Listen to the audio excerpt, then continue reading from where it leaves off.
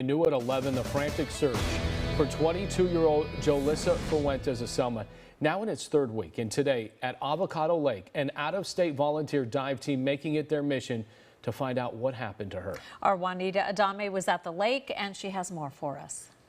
The area of Avocado Lake has been ruled out. It took a dive team only 2 hours to figure out that Jolissa Fuentes is not inside that lake. As the search for 22-year-old Jolissa Fuentes of Selma continued on Thursday afternoon, it's a process of elimination for us. Doug Bishop and Nick Rinn, members of a volunteer dive team called Adventures with Purpose, who are credited with finding Kylie Rodney, the missing 16-year-old from Placer County. Kylie was found dead in her car in a lake near Truckee. It's a case that drew national attention. Metal cable. Confirmed that neither Jolissa nor her car were in Avocado Lake. So far today, we've been able to rule out Avocado Lake.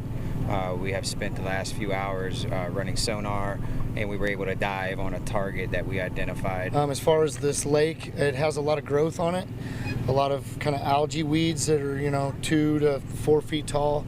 So you kind of have to sift through all the algae to make sure you don't miss anything. The crew's next stop was Pine Flat Dam, another location where her phone was last pinged. They've been kind enough to come out and help the family out. Sandra Archuleta, Jolissa's aunt, said the last 2 weeks have been agonizing for her family. We're a pretty close family already, but it definitely changed a lot of things in our family. The family is not losing hope in finding Jolissa. We're all on Life 360. We're all on, knowing each other's locations even more so now. But Archuleta said this situation has definitely taught them about the importance of communication with each other. From the littlest ones all the way up to us adults, making sure that, we have a really close knowledge of where we're at.